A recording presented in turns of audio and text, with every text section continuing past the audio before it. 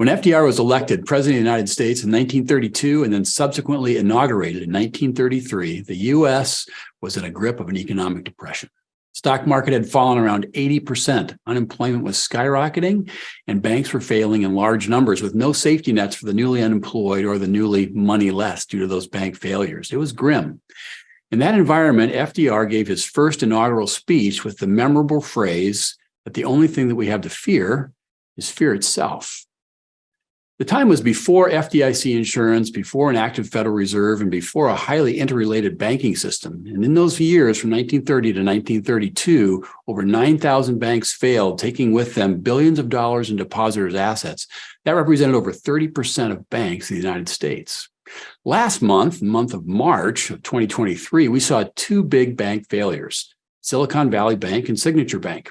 A third bank, First Republic, was kind of teetering in the marketplace as well. So what caused the panic and failure around these banks this time around? As the saying goes, it's complicated. Just a few of the most recent causes are listed here on the slide, but the big related contributors go back to banking-related legislation that was created in 2009, then modified in 2018, pandemic-related economic effects and financial relief programs, inflation, the Fed's response to inflation, long-term low interest rates prior to 2022. There was a lot of things that were contributing, but competing for the top spot in last month's failures were fear, and the fear that's fueled by social media and the general media in general, because they are making commentary and conjecture all the time. And what they're really doing is trying to get our attention, grandstanding oftentimes. Some examples of that kind of fear mongering just on Twitter, as reported by the Wall Street Journal, are shown here. Jason Calacanis, who is a venture capital investor, has 702,000 followers on Twitter, and his all caps tweet got a lot of headlines about what was going to happen the Monday after these bank problems started to emerge. Later on, another character, Kim.com, with 1.3 million followers on Twitter, also an internet personality, chimed in that things were going to go terribly. People should get their money out of the bank. And maybe one of the more damaging ones that we came across was Bill Ackman, founder of Pershing Square Investments, a fairly sophisticated investor, coming out and saying that he had sources saying that not only was Silicon Valley Bank going to fail, but many banks were going to fail in succession following that. These tweets were a bit like yelling fire in a movie theater when the movie theater was the banking system.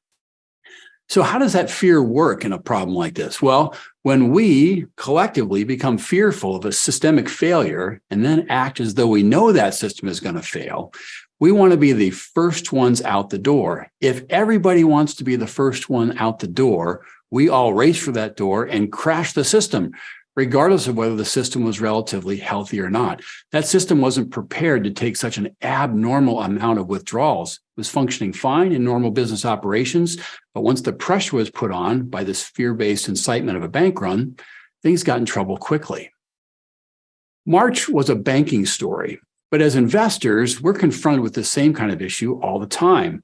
The media, and I use that term very broadly because we all consume both traditional news media and also news media that's dominated by commentary and opinion personalities. Social media also is largely populated by many people who are just more concerned about followers and notoriety rather than providing helpful information. But when individuals collectively start consuming too much of this information and then start to act on it, well, the snowball of fear can roll through any market for some period of time. What I've done here is I've just substituted the word investor for depositor and stock or bond market for bank. And you can see that the same kind of fear-based system, a systemic problem, we get afraid of it, many people start to act on that information.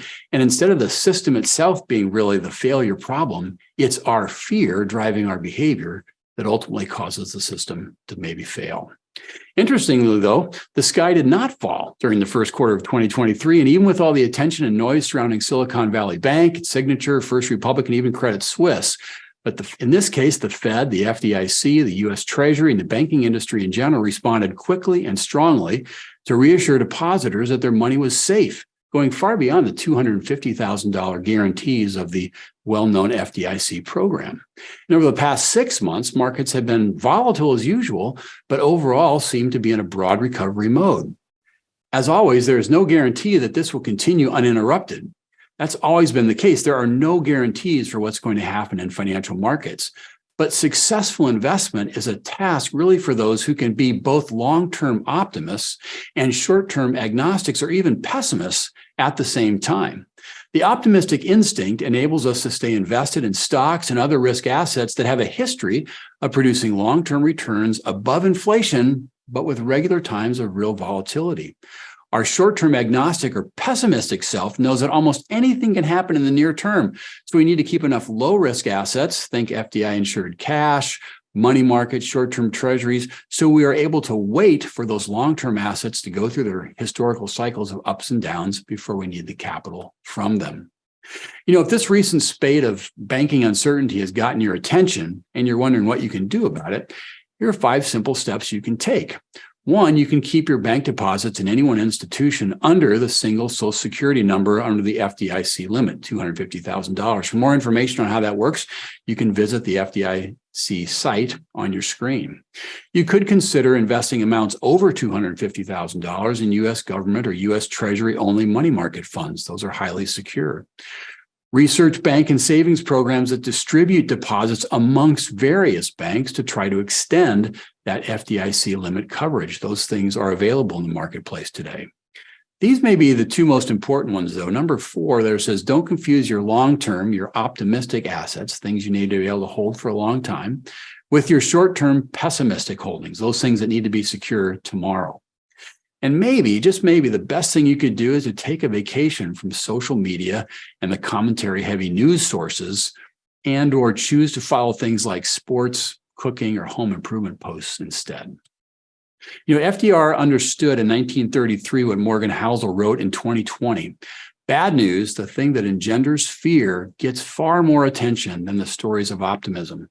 Fear grabs us and demands a response, such that fear itself can become the real danger, as FDR said. Optimism, far less so. The real magic for long-term success is in remaining optimistic about the long term, even while the short term is unquestionably messy. Thanks for watching today. If you'd like to contact us regarding an appointment with a Foster Group advisor or some questions you'd like to see us address in the future, we'd love to do that. There's contact information on your screen. So until we see you again in a couple of weeks, have a great week.